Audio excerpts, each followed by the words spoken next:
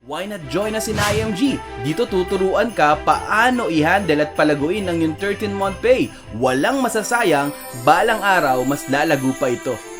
Before IMG, kumbaga financially literate na rin naman ako. Pero wala ako application. Ang dami ko seminars na napuntahan, nagbabayad ako. Mahilig ako magbasa ng mga libro ni Brother Bo, ni Chinky Tan, ni Francisco Colayco. Pero malaki kong tanong, paano ko to gagawin? Buti na lamang, na-discover ko ang isang tinatawag na blog, Ready to be Rich by Fitz Villapuerte. Dito, sabi niya sa akin, matututo ka sa isang libreng seminar from IMG. Partner pala niya or member pala siya ng IMG. Dito ko rin nakilala si Money Doctor, Jaime Lorenzo.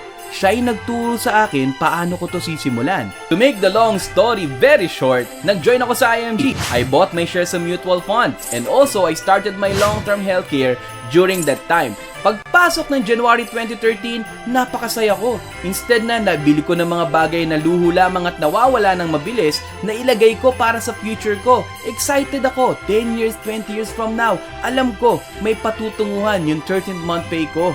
Salamat talaga IMG!